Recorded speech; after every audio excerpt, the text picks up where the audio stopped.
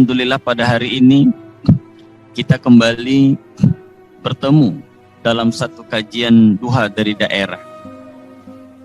Satu tema besar, barisan anak muda di zaman Nabi Sallallahu Alaihi Wasallam. Satu bahasan yang sangat selaras dengan konteks kekinian.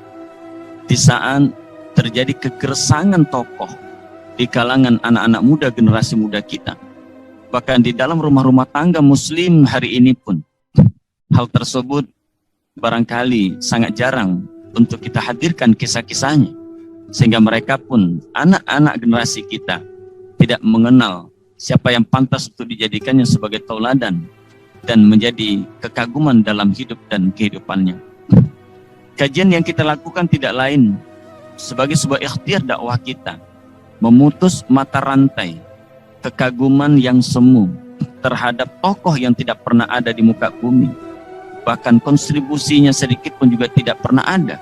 Tapi justru itulah upaya para kapitalis memproduk sebuah tontonan, yang mana tontonan tersebut dijadikan sebagai tuntunan, yang menontonnya menjadi rusak. Sang kapitalis mendapatkan keuntungan yang begitu besar.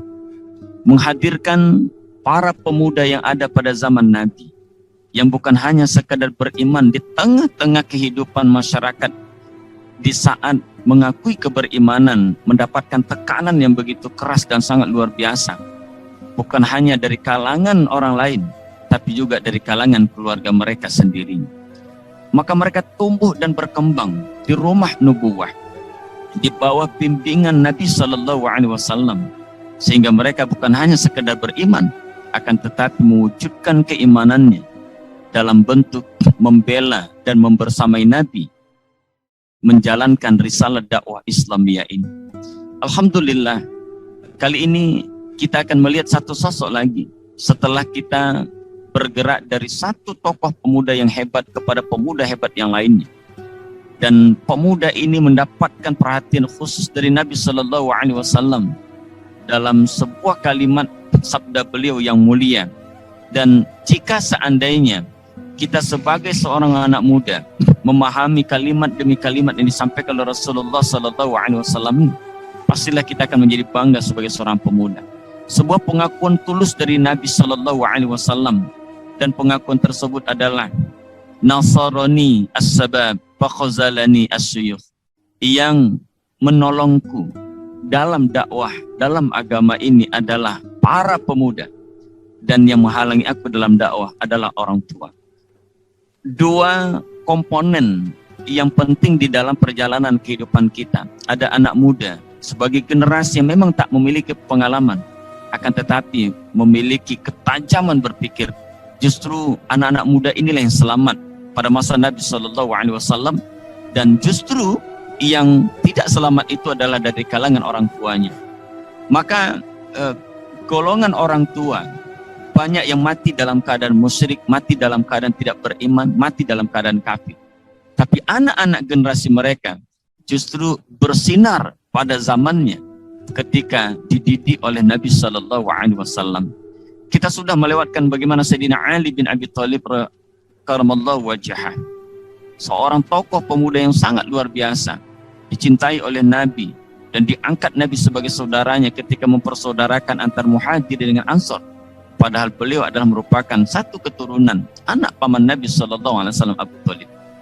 Nah, kemudian kita juga sudah melihat bagaimana sosok Mus'ab bin Umair, duta termuda, seorang da'i ilallah, usia 15 tahun sudah diamanahkan oleh Nabi, dipercayakan oleh Nabi Sallallahu Alaihi Wasallam untuk membuka medan dakwah di Madinah, sehingga retasan jalan dakwah yang diretas dan dibangun oleh Mus'ab bin Umair ketika di Madinah, itulah merupakan jalan pembuka bagi besarnya Islam di tengah-tengah penduduk kota Madinah ketika itu.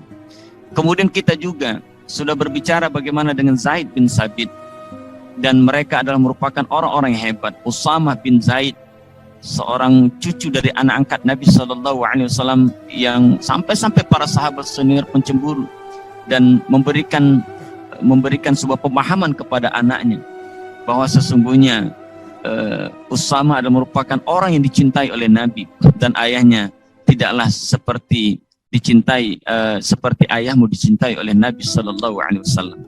Kali ini kita akan sampai kepada satu tokoh yang juga tidak kalah hebatnya, tokoh anak muda masuk Islam dalam masih usia sangat belia. Beliau bernama sahabat yang mulia Al-Barra bin Azib. Al-Barra bin Azib lahir tahun ke-11 sebelum hijrah. Artinya 2 tahun ketika masa kenabian. Disitulah Al-Barra bin Azib lahir ke permukaan bumi. Masuk ke dalam Islam dalam usia yang kecil. Dan memiliki pemahaman yang sangat luar biasa. Dicintai oleh Nabi SAW. Dan orang tuanya pun masuk dalam beriman kepada Allah Subhanahu wa Ta'ala. Kita akan dapat melihat bagaimana kiprah sang anak muda ini. Satu kiprah yang begitu langka kita lihat di tengah-tengah tangan anak muda kita kali ini. Sebab ada konsep yang begitu tidak bisa kita pungkiri bahwa di tangan mereka Islam itu berkemajuan. Di tangan mereka, mereka mampu melahirkan dan menghadirkan peradaban yang mulia. Tapi bagaimana dengan kita hari ini? Kita hari ini justru barangkali di tangan kita Islam ini tidak menjadi baik, di tangan kita Islam tidak menjadi besar. Dan disinilah pentingnya bagi kita untuk melakukan muhasabah, melakukan evaluasi terhadap amanah yang telah Allah titipkan, amanah iman, karunia yang begitu luar biasa yang Allah titipkan kepada kita. Dan jangan sampai ketika amanah ini dicabut kembali oleh Allah, ternyata kita tidak mampu untuk menjalankan amanah tersebut. Al-Barra bin Azib radhiyallahu anhuma, sosok sahabat yang mulia, usia yang belia sudah masuk ke dalam Islam, menyatakan dirinya beriman. Sang ayah pun juga demikian, Al-Azib juga masuk ke dalam Islam. Beliau dan mereka merupakan sahabat yang mulia, yang dekat dengan Nabi Sallallahu Alaihi Wasallam, yang memberikan kontribusi yang sangat luar biasa bagi perkembangan dakwah Islam di masa awal Nabi Sallallahu Alaihi Wasallam. Beriman dalam usia yang kecil bukanlah tidak mendapatkan tantangan. Kita akan dapat melihat betapa sesungguhnya jangankan untuk menyatakan dirinya beriman, untuk berniat saja pun di kalangan masyarakat ketika itu sudah begitu takut. Sebab apa? Melihat praktek-praktek penyiksaan yang dilakukan oleh musyrikin Mekah terhadap orang-orang yang mengaku beriman kepada Allah Subhanahu wa Ta'ala, beriman kepada apa yang dibawa oleh Rasulullah Sallallahu Alaihi Wasallam. Sahabatku yang dimuliakan oleh Allah Subhanahu wa Ta'ala, ini merupakan tantangan keimanan yang sangat luar biasa, sehingga mereka radhiyallahu anhum, para sahabat yang betul-betul teruji keimanannya, dan mereka telah lolos dari ujian keimanan yang begitu sangat luar biasa diberikan oleh Allah Subhanahu wa Ta'ala kepada sahabat-sahabat yang mulia radhiyallahu anhum. Al-Barra bin Azib pun juga demikian. Kita akan dapat melihat bagaimana biografi beliau. Al-Barra bin Azib di usia yang masih belia, semangat untuk bela agama, semangat untuk dakwah itu begitu sangat luar biasa. Beginilah didikan Nabi Sallallahu Alaihi Wasallam. Usia dakwah Nabi dibanding daripada usia Nabi Sallallahu Alaihi Wasallam lebih singkat dibanding daripada usia Nabi yang sebelumnya. Usia dakwah itu terus menerus. Artinya apa? Sosok sang pembawa risalah meskipun sudah menyelesaikan akhir daripada kehidupannya, tapi usia dakwah harus tetap berjalan. Maka di sinilah Nabi Shallallahu Alaihi Wasallam melakukan pembinaan secara menyeluruh.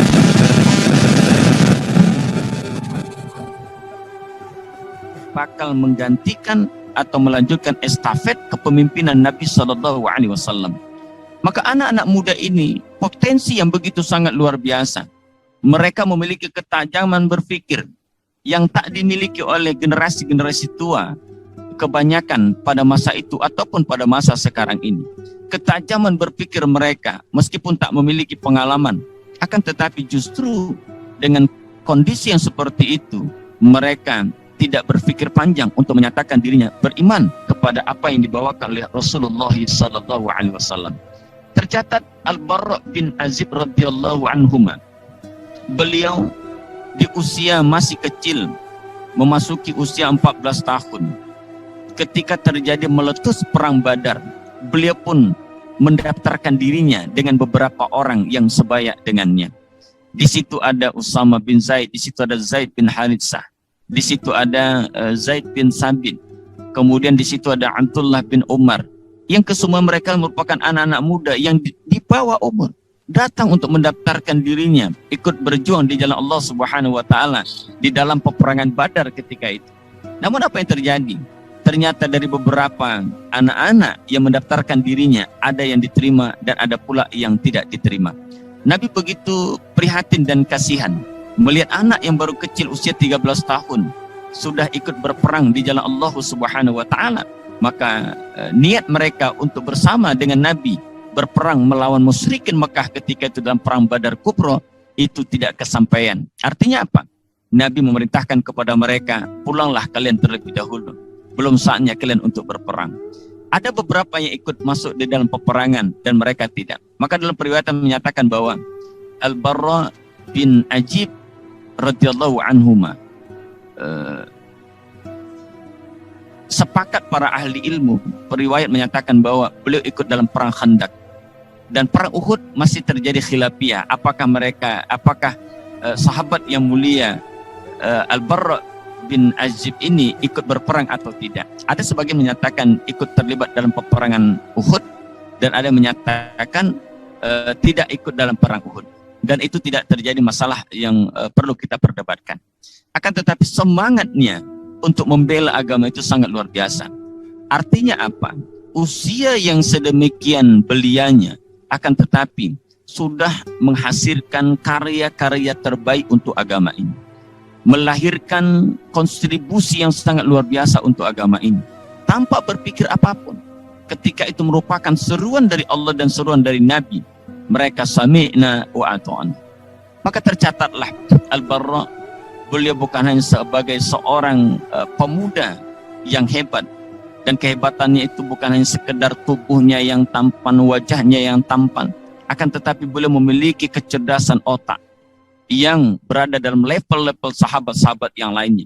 Maka tercatat di dalam periwayatan menyatakan bahwa Al-Barra bin Azib radhiyallahu anhuma setidaknya sudah meriwayatkan 305 hadis yang keluar dari periwayatan bersumber daripada beliau. Hadis-hadis yang kita kenal lah selama hari ini tentang apapun, apakah tentang fisik Nabi Sallallahu Alaihi Wasallam, tentang peperangan Nabi Sallallahu Alaihi Wasallam, dan tentang sholat sunat 4 rakaat sebelum zuhur, 4 rakaat setelah zuhur, itu juga merupakan hadis yang sangat masyhur, populer, dan itu periwayatannya bersumber daripada Al-Barra bin Azib radhiyallahu anhuma. Nah, kemudian selain kecerdasan yang dimiliki oleh Al-Barra bin Azib radhiyallahu anhuma dengan ratusan hadis bersumber periwayatannya daripada beliau, beliau juga merupakan kesatria yang tangguh. Tercatat 15 kali ikut berperang bersama dengan Nabi Sallallahu Alaihi Wasallam, dan di dalam pertempuran besar beliau berada di garda terdepan, diamanahkan oleh Nabi Sallallahu Alaihi Wasallam. Tetap di sini kita dapat melihat pantas dan wajar kalau di dalam hadis Nabi Sallallahu Alaihi Wasallam katakan bahwa nasarani as-sabab fa khazalani as-suyub. Rasul menempatkan, memposisikan anak muda itu sangat istimewa di dalam perjalanan dakwah Islam ini. Yang membantuku di dalam agama ini adalah para pemudanya, dan yang menolak dakwahku adalah para orang tuanya. Maka tercatatlah salah satu Al-Barra bin Azib radhiyallahu anhuma yang beliau diamanahkan oleh Nabi sebagai kesatria perang yang sangat luar biasa. Dan di dalam pertempuran yang beliau hadapi, beliau sama sekali tidak pernah gentar sedikit pun, tak pernah berpikir bahwa nanti dia akan mati konyol, tak pernah berpikir bagaimana nanti nasib orang tuaku, tak pernah dia berpikir bagaimana nanti pacarku. Jadi kesemuanya mereka adalah merupakan orang-orang yang hebat, di mana kecintaan mereka kepada Allah dan Rasulnya itu nomor wahid, diletakkan dalam posisi dan porsi yang sebenarnya, sehingga kecintaan mereka kepada lain itu sama sekali tidak akan dapat mempengaruhi cintanya beliau kepada Allah dan cintanya beliau kepada Rasul serta cintanya beliau kepada agama ini. Maka di sini sebetulnya sebuah rahasia yang perlu kita bongkar. Kenapa ada sosok yang bisa seperti itu? Bagaimana cara Nabi Sallallahu Alaihi Wasallam mendidik mereka? Apa kurikulumnya? Kalau kita pahami bahwa hari ini kurikulum kita, baik di madrasah, baik di sekolah-sekolah kita akui atau tidak kita akui, produk kurikulum kita sama sekali tak menghasilkan anak-anak yang solid dan anak-anak yang cerdas. Tidak akan pernah menghasilkan itu. Sementara kurikulum-kurikulum kita itu terjadi apa? Terjadi pergantian dalam setiap pergantian menteri, terjadi perubahan kurikulum, pergantian kabinet, perubahan kurikulum. Nah, orientasi kurikulum itu sama sekali tidak benar. Makanya, bagaimana kita memetakan apa yang dihasilkan dari produk pendidikan kita jika kurikulumnya tadi gonta-ganti? Lihat bagaimana Nabi Sallallahu Alaihi Wasallam, kurikulum Nabi Sallallahu Alaihi Wasallam sebagaimana yang dilansir oleh Allah Subhanahu Wa Taala dalam firman-Nya yang mulia, yatlu alaihim ayati wa yuzakkihim wa yuallimuhumul kitab. Dan kurikulum Nabi Sallallahu Alaihi Wasallam sehingga melahirkan generasi-generasi hebat ini, yang pertama adalah membacakan ayat-ayat Allah kepada mereka. Dan kemudian setelah dibacakan ayat-ayat Allah Subhanahu Wa Taala kepada mereka, maka jiwa mereka akan menjadi bersih, jiwa mereka menjadi kuat, dan kemudian barulah diajarkan makna yang terkandung di dalam Alkitab tersebut, yang terkandung di dalam Al-Quran. Nah, ini kurikulum Nabi, kurikulum yang telah terbukti melahirkan sebuah peradaban emas di tengah-tengah kehidupan umat manusia. Kurikulum yang telah terbukti mengeluarkan masyarakat yang berada dalam kegelapan menuju kepada terang benderangnya ilmu pengetahuan. Sebuah kurikulum yang tak pernah berganti sepanjang kehidupan kekuasaan Islam berkuasa di muka bumi. Dari semenjak Nabi Sallallahu Alaihi Wasallam, kemudian dilanjutkan oleh Khulafaur Rasyidin, lebih kurang perjalanan 30 tahun. Kemudian begitu juga dengan kurikulum ini juga diterapkan pada masa kekhalifahan yang lainnya. Pada masa dinasti Bani Umayyah, dilanjutkan dinasti Bani Abbasiyah, sampai kepada Turki Utsmani. Dan kurikulum ini sama sekali tidak berganti. Maka hari ini kita akan dapat melihat betapa sesungguhnya kurikulum itu begitu penting. Ini perlu juga menjadi perhatian khusus bagi kita di Al-Jam'iyatul Wasliyah, bahwa kurikulum kita ini mesti kurikulum yang abadi, kurikulum yang senantiasa berlaku, berjalan sepanjang zaman. Meskipun generasinya berbeda, tapi kurikulumnya tetap sama.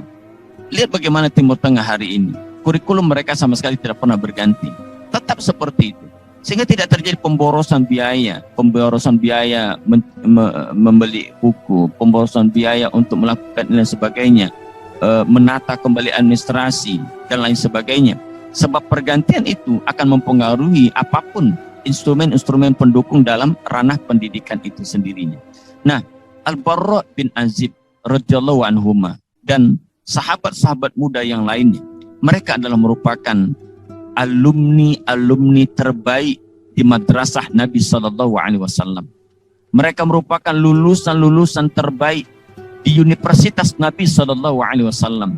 Mereka merupakan generasi terbaik pada masa nubuwah, dan setelah pada selesai masa nubuwah pun mereka tetap memberikan kontribusi yang sangat luar biasa bagi perkembangan Islam sampai pada detik hari ini kita rasakan. Untuk itulah sahabatku, pemirsa Al-Wasliyah semua channel yang dimuliakan oleh Allah Subhanahu Wa Taala, mari kembali kita hidupkan kisah-kisah ini di tengah-tengah keluarga kita. Kita hadirkan kurikulum ini kepada anak-anak generasi kita di madrasah-madrasah kita, sebab luar biasa efek yang akan dihasilkan dari kurikulum ini. Kurikulum yang sudah teruji, kurikulum yang sudah terbukti mampu membangun peradaban yang mulia yang pernah ada di muka bumi ini. Semoga Allah Subhanahu Wa Taala meridhoi ikhtiar dakwah kita. Kita doakan Al-Jam'iyatul Wasliyah tetap konsisten dan istiqomah dalam rangka untuk melahirkan generasi terbaik dalam hidup dan kehidupannya, dengan dakwah dan pendidikannya, dakwah yang berkualitas menyentuh seluruh lapisan masyarakat, kemudian pendidikan yang berkualitas melahirkan lulusan-lulusan yang mumpuni, yang solih, kemudian yang berilmu, juga tidak terlepas memiliki akhlakul karimah, beradab yang tinggi. Semoga hal tersebut senantiasa dapat kita hadirkan, dan semuanya tidak akan pernah kita hadirkan tatkala kita jauh meninggalkan apa yang pernah dilakukan oleh Nabi Shallallahu Alaihi Wasallam. Kurikulum yang terbaik maka akan melahirkan produk yang terbaik. Al-Barra bin Ajib radhiyallahu anhuma, sahabat yang mulia, memiliki pengetahuan ilmu yang tinggi, dan beliau juga merupakan kesatria ketika berada di medan pertempuran. Semoga Allah Subhanahu wa taala menganugerahkan kepada kita anak-anak generasi kita yang memiliki akhlak yang mulia, yang memiliki kecerdasan yang begitu tinggi, dan membela agama yang sangat luar biasa. Dan sehingga generasi inilah nantinya di tangan mereka Islam itu akan menjadi besar dan melahirkan peradaban tahap kedua sebagaimana bisyarah Nabi Sallallahu Alaihi Wasallam. Semoga Allah Subhanahu wa taala meridhoi kita. Mohon maaf atas segala kesilapan dan kesalahan. Jazakumullah khairan atas perhatiannya. Semoga materi ini bermanfaat bagi kita. Insyaallah pekan depan kita akan masuk kepada tokoh sahabat mulia yang lainnya yang juga tidak kalah hebatnya, sahabat-sahabat muda yang sudah kita bahas biografinya. Nasrun minallah wa fathun qarib wa basyiril mu'minin. Wassalamualaikum warahmatullahi wabarakatuh.